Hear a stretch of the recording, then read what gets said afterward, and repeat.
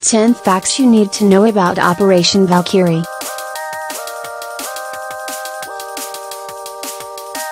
On July 20, 1944, Colonel Klaus von Stauffenberg placed a case filled with explosives as close as he could to Adolf Hitler and his military headquarters known as the Wolf Slayer.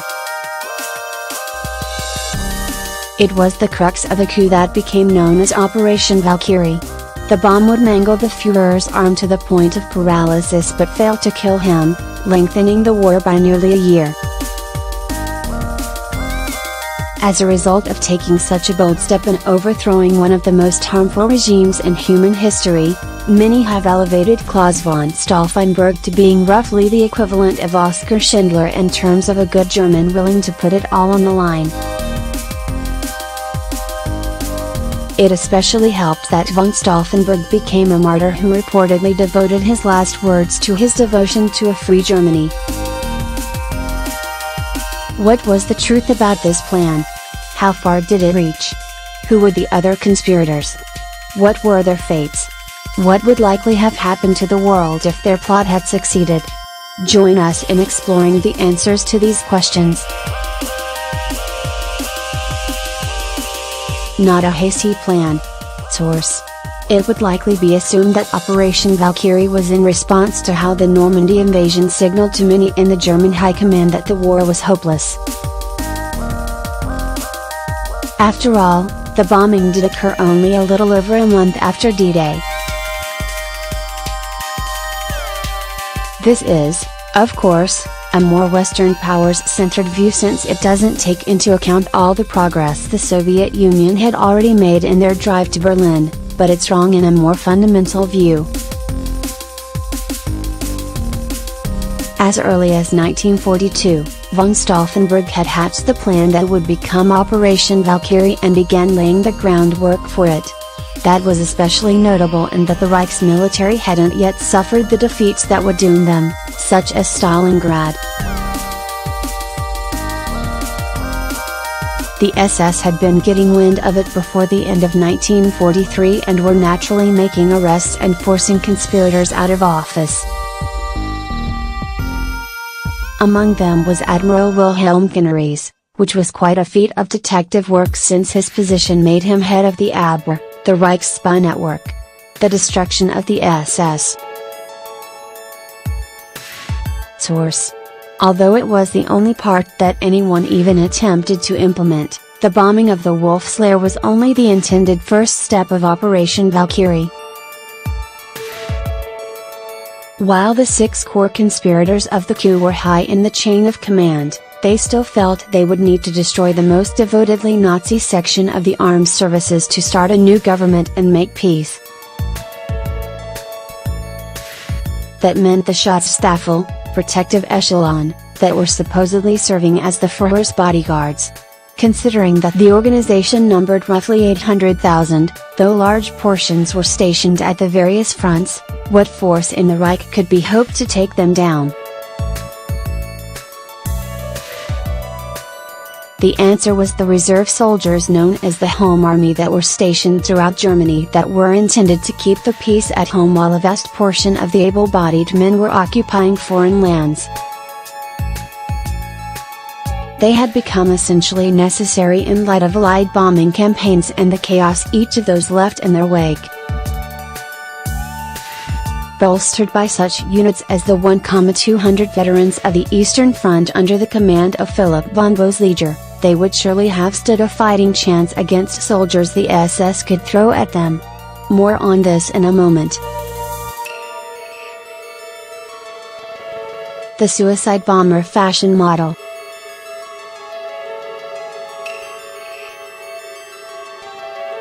Source: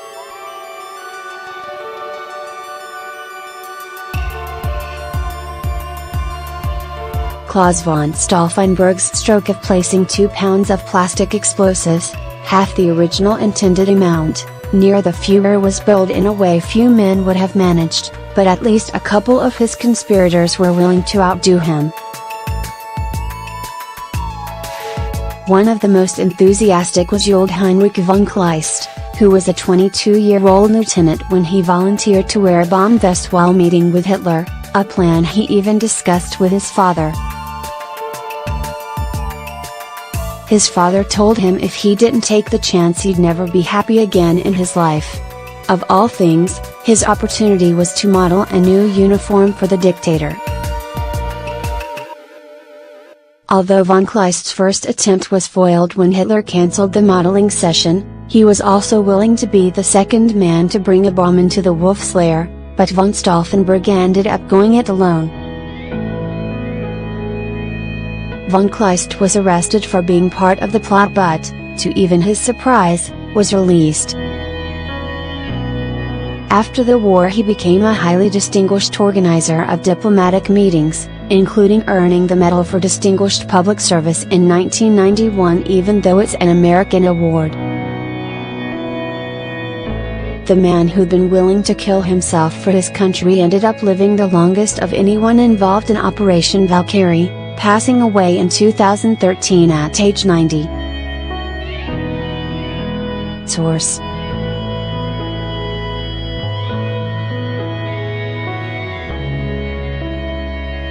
While the July 20th bombing is the only one a person with a passing familiarity with WEI is likely to have heard about, in the 2 years after von Stauffenberg conceived of the coup there were numerous other attempts on Hitler's life by his own military. One even predated von Stauffenberg's decision to take part in it. In the summer of 1941, even though the Reich was at the height of its power, Major General Henning von Tresckow planned with 3 of his staff members to arrest the Führer while he was visiting them at Borisov in the Soviet Union, an attempt so feeble that it was literally defeated by the presence of the SS. In March 1943 there was a more concerted effort, likely because the situation had decisively turned against the Wehrmacht on the Eastern Front at Stalingrad. While Hitler was stopping in Smolensk, Tresckow smuggled an explosive in a parcel with some liquor bottles onto Hitler's plane, only to be stopped by defective fuses. A week later Tresckow's gloves came off when on March 21 he sent Colonel Frier von Gersdorff to kill the dictator during an inspection of an art gallery by means of suicide bombing. Von Gersdorff complied, and was within striking distance of the Führer with bombs set with 10-minute chemical fuses in his pockets and only to be foiled when Hitler left 2 minutes early, leaving von Gersdorff to douse the fuses in frustration. After such a record of bungled attempts it becomes not so much disappointing that the July 20th attempt failed but surprising that it came anywhere close to succeeding. Not so Free Germany. The stated aim of Operation Valkyrie was a free Germany, which brings to mind the notion of either democracy or at least a republic. That very likely was not the case. Klaus von Stauffenberg was a monarchist through and through, and personally he was an aristocrat. He wasn't alone, and other high-ranking members of the coup included Finance Minister Johannes Popitz and Baron von Kleist, who'd even been assuring British representatives that overthrowing Hitler would mean a return to German monarchy as far back as 1938. It certainly doesn't necessarily mean that their intention was just to swap out Hitler's dictatorship for their own, but it does add moral shading to understanding the conspirators. The treacherous Friedrich Fromm. Although the natural assumption was that most people executed by Hitler in the wake of the attempted coup were the result of Hitler's brutal vindictiveness, von Stauffenberg was done in by his own conspirators. Friedrich Fromm, head of the aforementioned Home Army, was chosen by the conspirators to be in charge of arresting the SS after being appointed head of the army. Instead, when word that Hitler survived got out, Fromm ordered the execution of his co-conspirators in an attempt to save his own skin. While it did result in von Stauffenberg being executed the same day as his assassination attempt, it did not save Fromm. Interestingly, Fromm wasn't charged by Himmler with treason after it was found that he was part of the plot.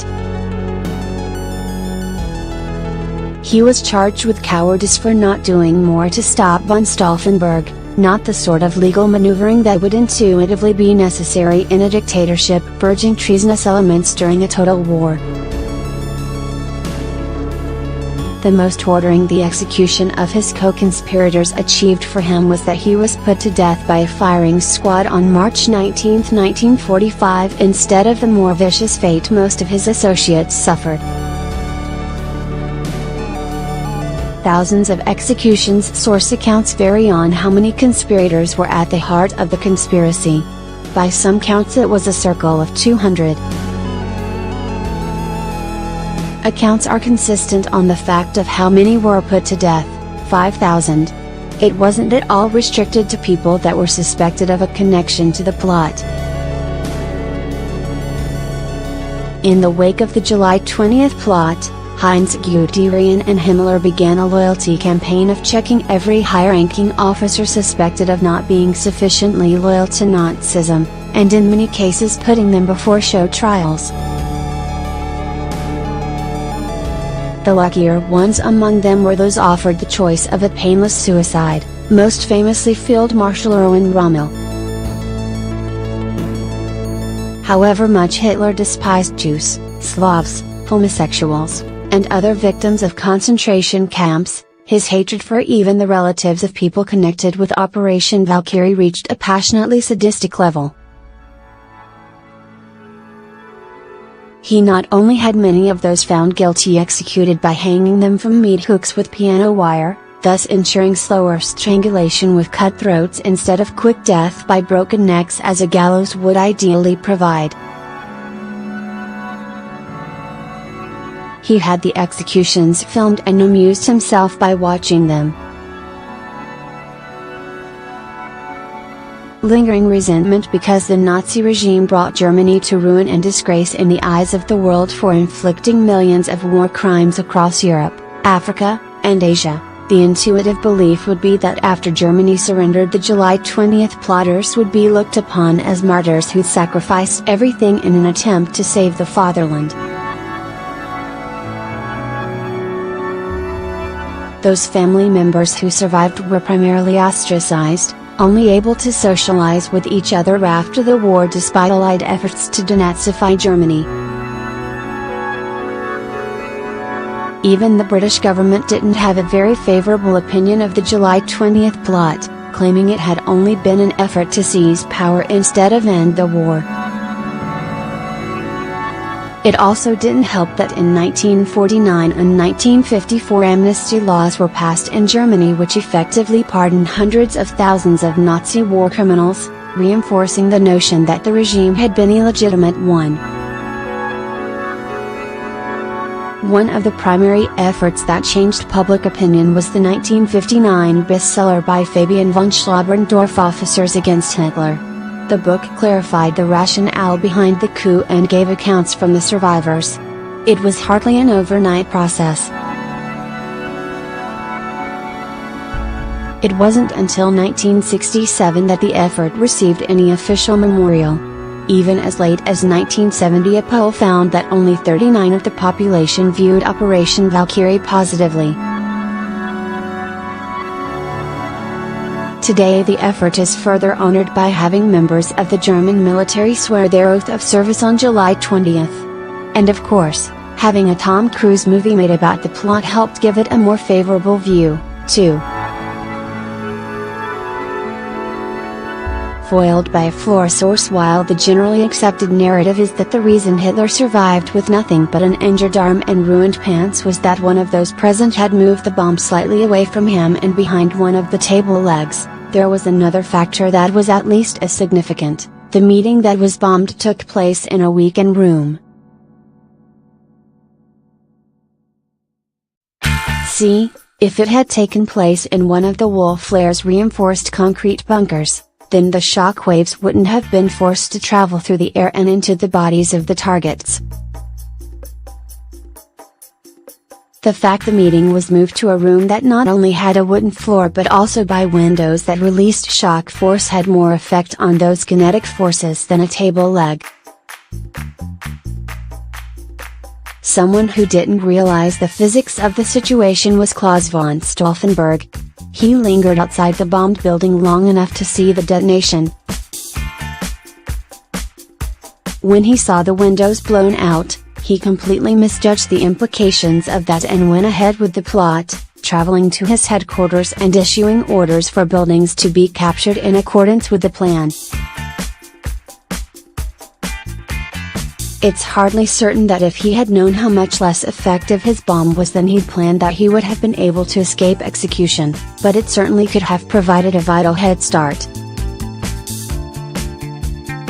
Not such a loss long term, while it naturally seemed like a huge missed opportunity for humanity that countless people weren't spared the last few seasons of the war with millions of deaths in captivity. Historians such as Roger Morehouse have argued that circumstances at the time indicated that even in some reverse man in the High Castle-esque scenario, it wouldn't have been so good for Germany.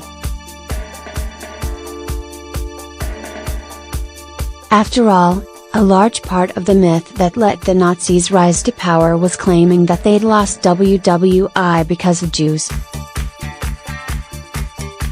So for von Stauffenberg to literally initiate the coup, Hitler's paranoia would have completely validated Nazi conspiracy theories and likely led to the rise of a new equivalent to the Reich down the line, something to make the fringe movement that is the neo-Nazis of today look very small indeed. For one thing, the Allies had rejected every form of peace overture that wasn't unconditional surrender, something the new government would be very unlikely to merely accept by laying down their arms, but would have left their armies uncoordinated and demoralized in the face of the Red Army. It would have left a former Reich and much of Europe that could fall under Soviet boots under some pretext by Stalin, who hadn't needed much excuse to attempt to annex Finland, among other nations, and leave the world with less an iron curtain than an iron continent. We can tell you plenty about just how bad that could be.